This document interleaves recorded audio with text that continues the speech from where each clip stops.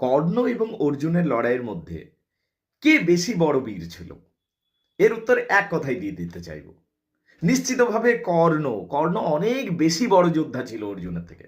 হ্যাঁ, আমি মানছি যে একটা সময় দুর্যোধনকে গন্ধর্বদের হাত থেকে কর্ণও বাঁচাতে পারেনি, অর্জুন বাঁচিয়েছিল। কিন্তু তার কারণ কি? তার কারণ সেদিন কর্ণ মদ্যপান করেছিলেন দুর্যোধনের সাথে। তো সেই প্রসঙ্গকে টেনে নিয়ে কেউ কেউ বলেন যে অর্জুন বেশি বড় যোদ্ধা ছিল, বাট আসলে সেটা নয়।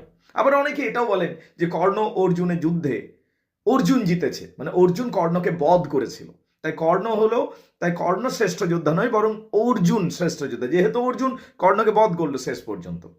কিন্তু উত্তর এটাই যে বধ তো ছল করেও হতে পারে। যে বধ যে করেছে, অর্জুন যে কর্ণকে বধ করেছিল, সেটা তো ছলের সাহায্য নিয়ে করেছিল। ধরো আমি বলছি কোনো একজন মহান যোদ্ধা আছে, সে মহান যোদ্ধা ঘুমিয়ে আছে, তুমি ঘুমের সময় তাকে বধ করে দিলে, তাহলে তো যুদ্ধ তো তুমি জিতলে। তার মানে কি তুমি বেশি বড় যোদ্ধা হয়ে গেলে? না, হলো না। মানে কে বড় যোদ্ধা সেটা প্রমাণিত হয় ন্যায়সঙ্গত যুদ্ধ করে। যখন আমরা যুদ্ধের মুহূর্তটা দেখি, সেখানেই কিন্তু লুকিয়ে আছে যে কে বড় যোদ্ধা। দেখো, জয় পরাজয়ের যদি কথা বলি, জিতেছে তো অর্জুন, কিন্তু বলা যায় যে ন্যায়পূর্বক লড়াইটা হয়নি। লড়াইটা হয়েছিল অন্যায়ের সাথে ছল করে।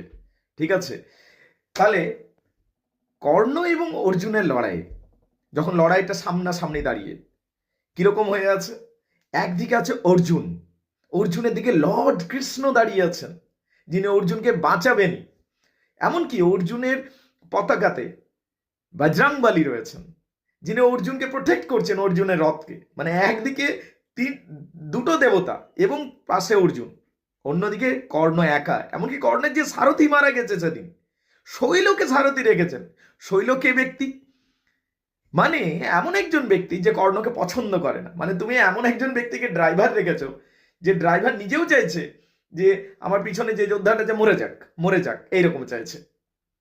তাহলে এখানে একটা পার্থক্য দেখতে পাই যায়। দ্বিতীয় কথা, যখন লড়াই শুরু হলো, কর্ণের রথের চাকা বসে গেল স্বাভাবিকভাবেই। যা অভিশাপ ছিল কর্ণের উপর, আমরা কর্ণের উপর জানি যে দুটো বড় অভিশাপ ছিল, যে যুদ্ধের সময় তার রথের চাকা বসে যাবে এবং সে যুদ্ধের সময় পরশুরাম দেওয়ার সমস্ত বিদ্যা সে ভুলে যাবে, এবং পরশুরামের দেওয়ার সমস্ত সে বিদ্যা ভুলে যাচ্ছে। কর্ণ নিরস্ত্র হয়ে যাচ্ছে, রথ থেকে নামছে এবং রথের চাকা তুলবার চেষ্টা করছে। ঠিক সেই সুযোগে নিরস্ত্র কর্ণকে অর্জুন বধ করছে।